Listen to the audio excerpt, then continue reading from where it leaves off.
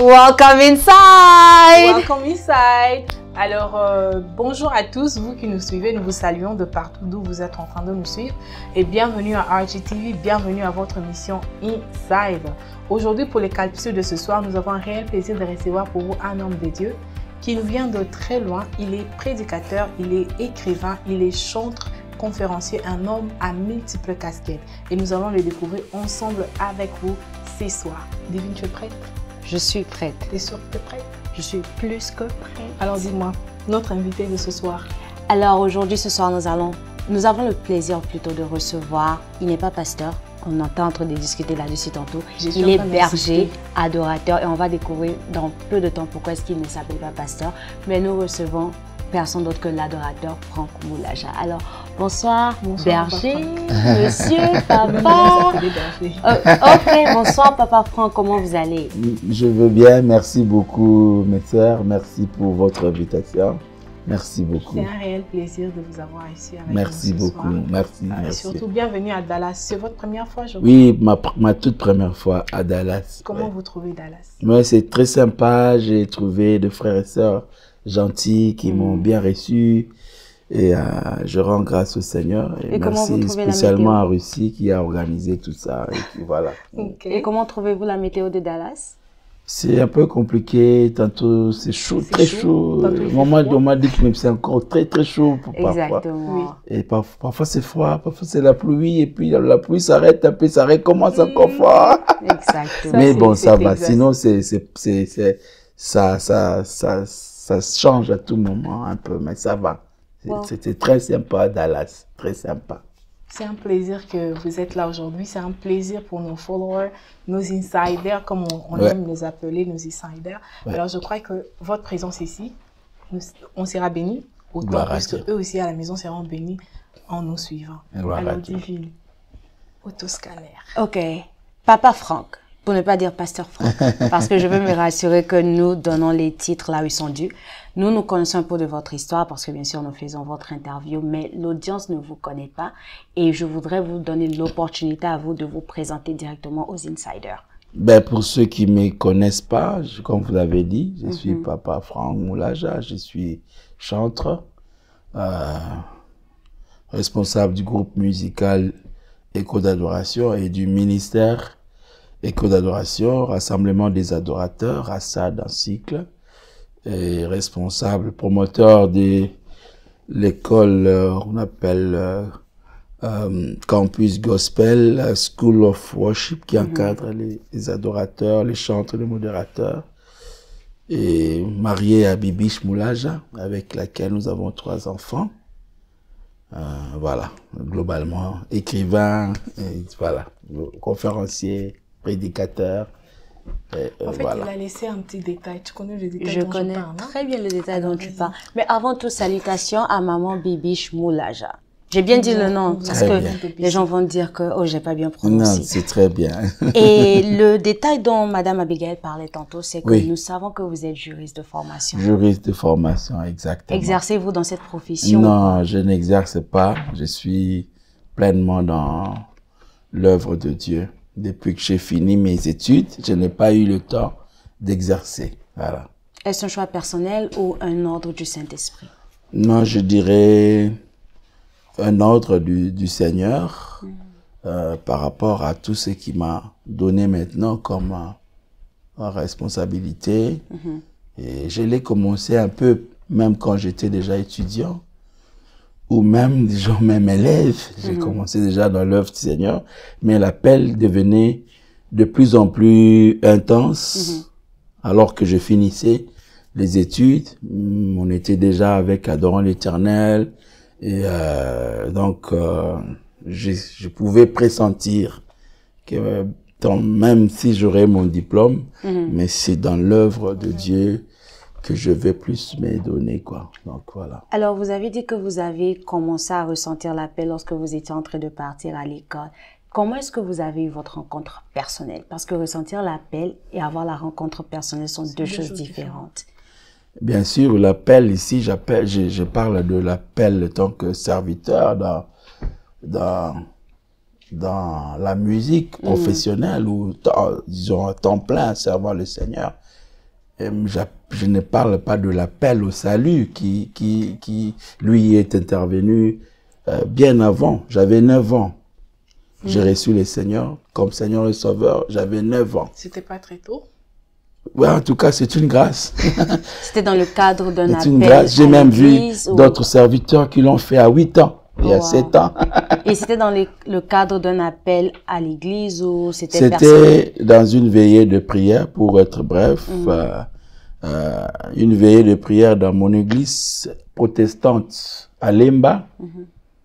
Et où j'étais batteur de tam-tam, de la chorale et tout.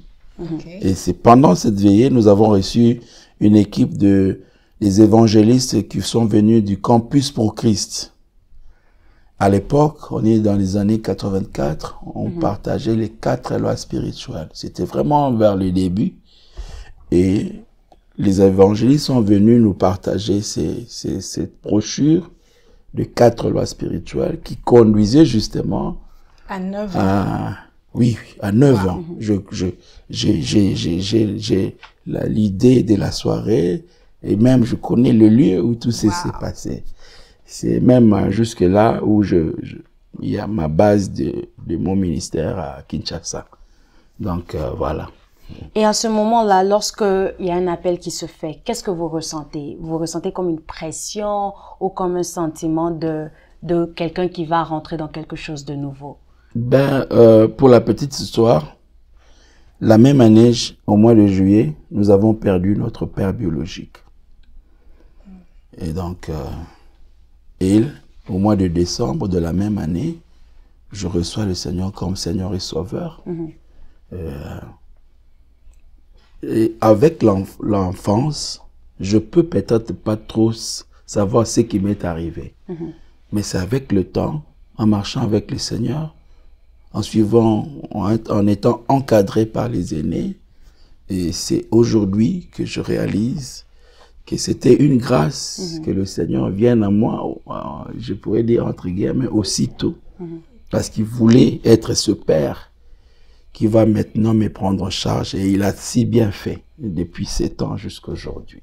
Permettez-moi de vous poser une petite question, Papa Franck. Vous êtes l'aîné de votre famille? Je ne suis pas l'aîné. Je ne suis pas l'aîné, mais je suis sur le plan ministériel. C'est plutôt moi qui ai donné le temps aux autres frères. Henri Papa, De Paul. C'est moi qui ai commencé. Ils ont emboîté les pas par la grâce de Dieu. En parlant de la musique, comme vous venez de dire, comme je dis déjà aujourd'hui, ce soir, je rappelle tout le monde que nous sommes en train de parler de son parcours. Alors, de votre parcours, vous avez commencé à Gaël et puis à Écho d'Adoration. Vous êtes cofondateur du groupe Gaël et puis vous êtes parti.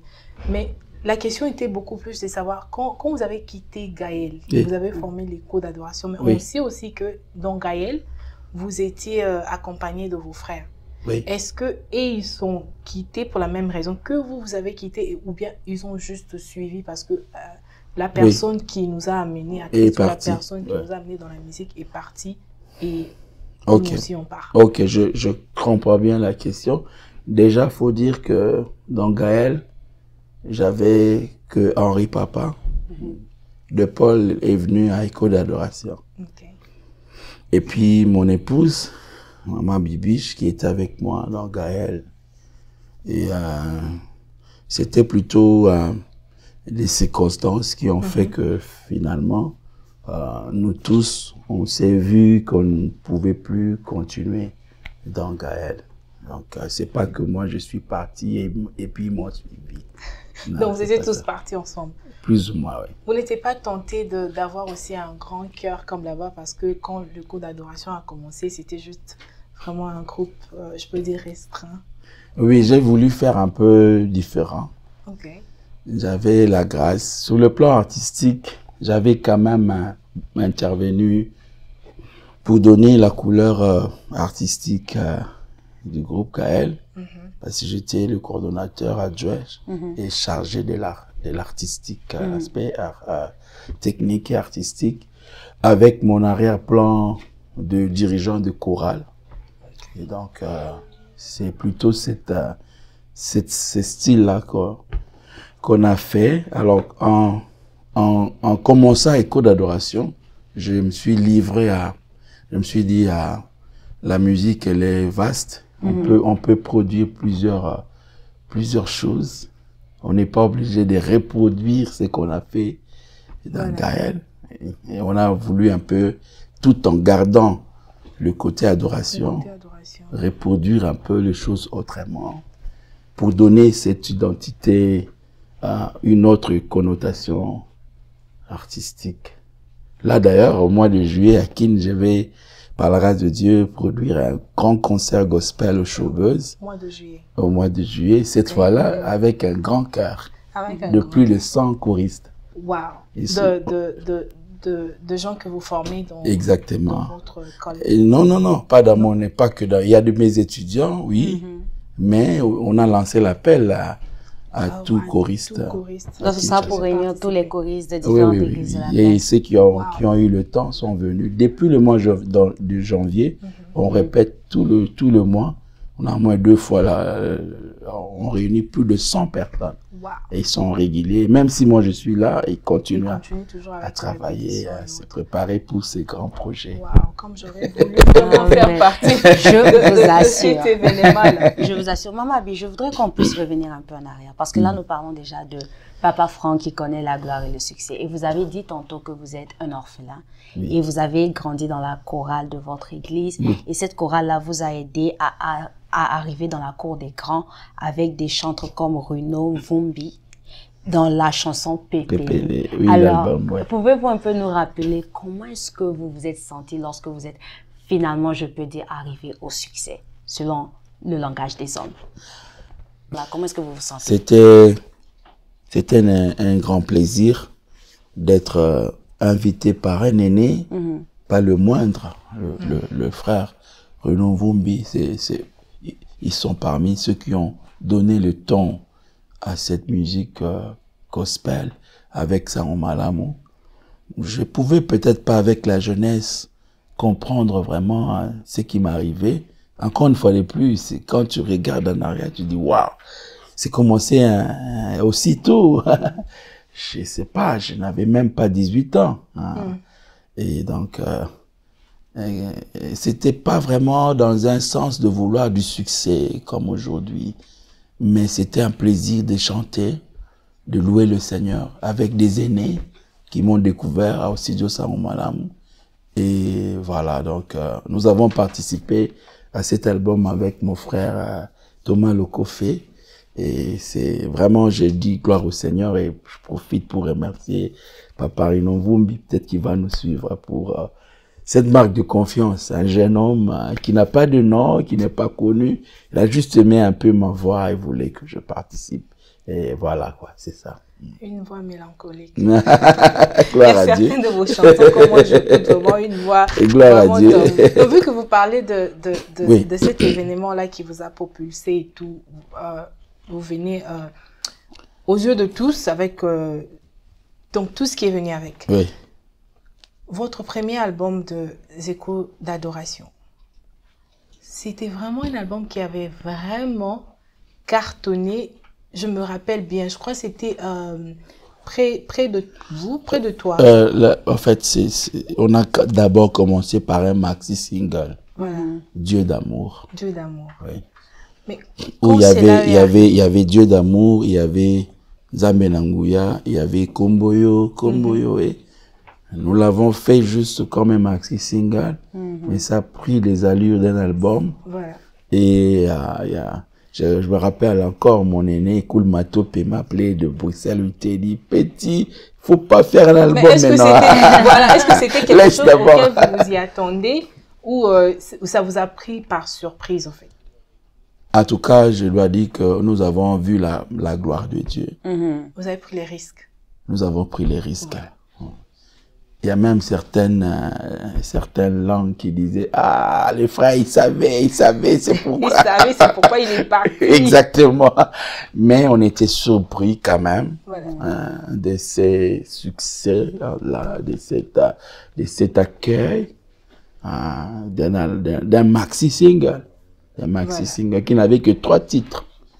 mais vraiment un terme de quinoa qui a cartonné comme un album pendant des années.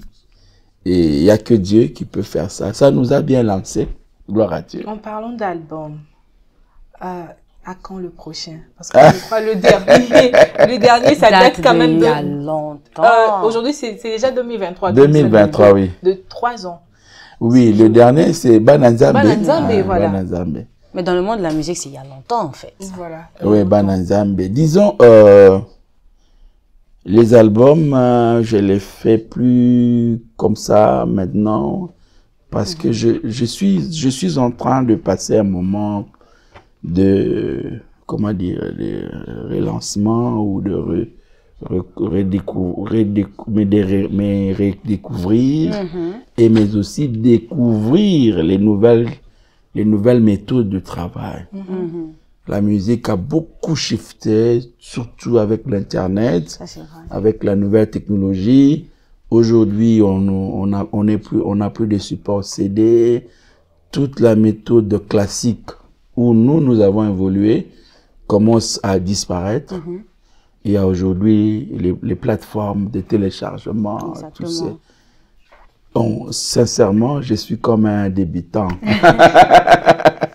Okay. Donc, c'est pour ça que j'essaie de vouloir comprendre. Voilà, okay. Ça. Mais du moins, nous pouvons nous attendre à 2 albums ou 2 En tout cas, là, je suis en train de faire sur ma chaîne YouTube, Formulage officiel. Vous allez voir, j'ai fait des reprises j'ai vu que j'ai appelé chants d'or, des chants d'adoration. Voilà.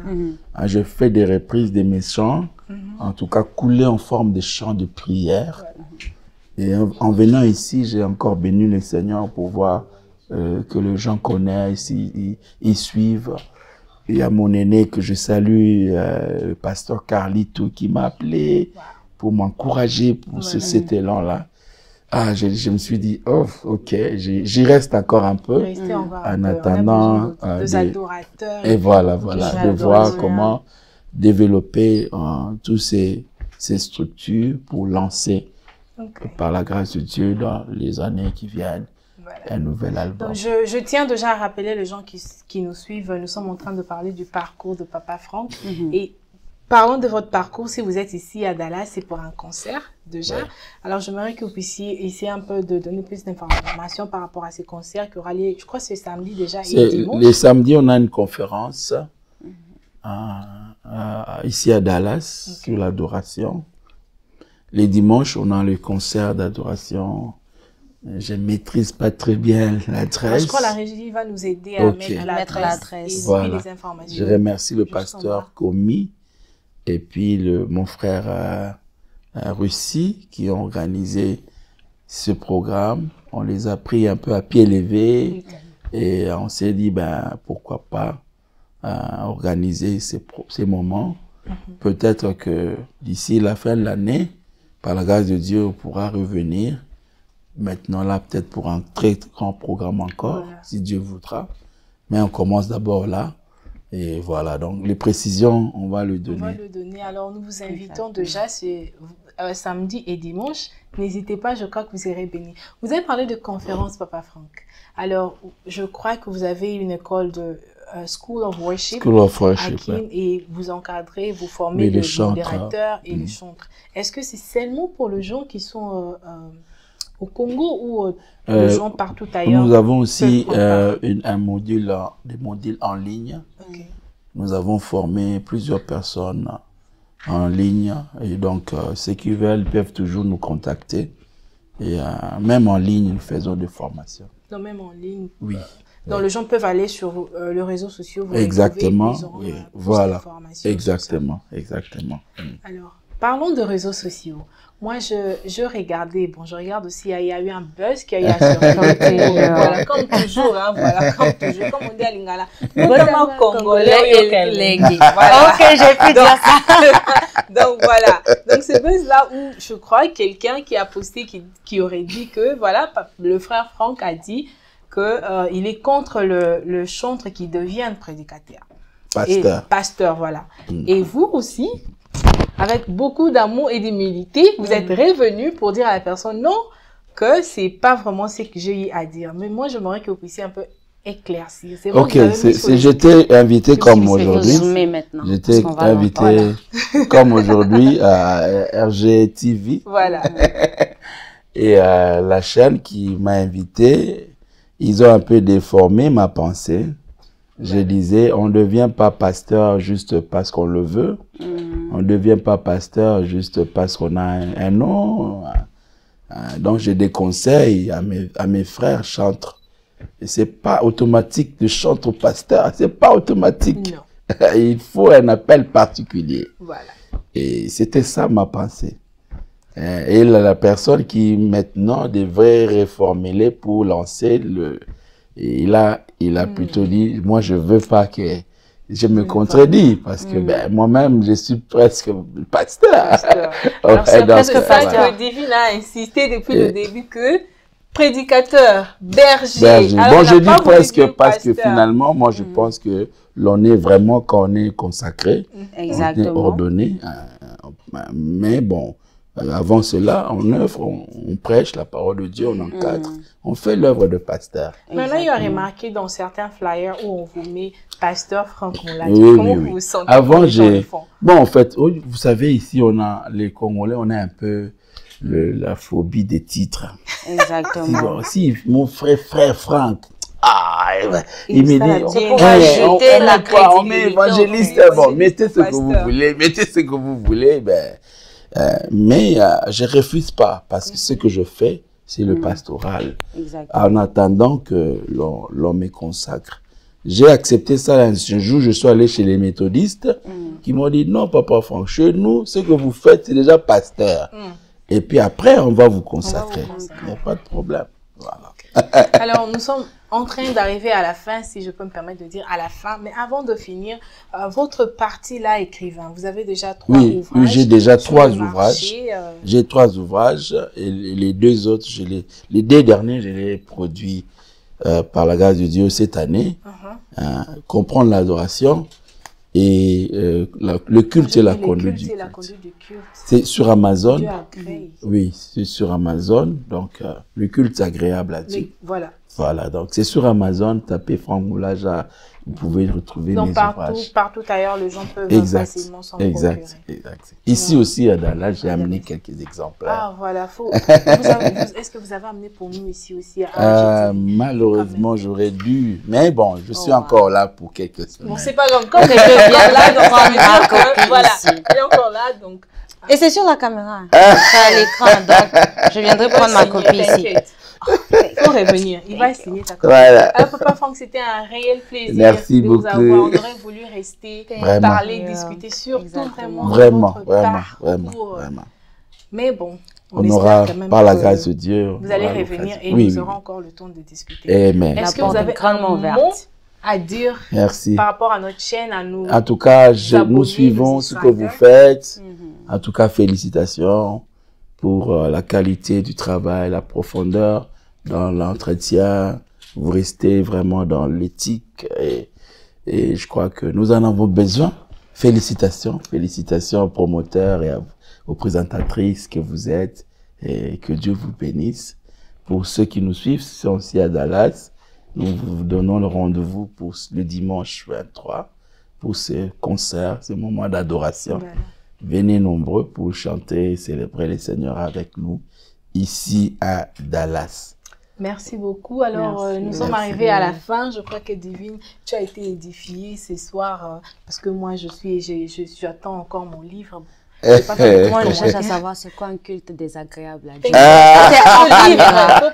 Je dis, je viens chercher mon livre ici. Voilà, signé. Donc, aux gens qui nous ont suivis du début jusqu'à la fin, nous vous disons merci. Nous vous demandons de vous abonner, d'appuyer sur la cloche de notification, partager et surtout, soyez bénis et ne quittez pas, restez branchés parce que nous vous préparons encore beaucoup de bonnes choses. Je crois que ça va vous bénir. Nous vous aimons beaucoup et nous vous disons au revoir et à très vite. Bye.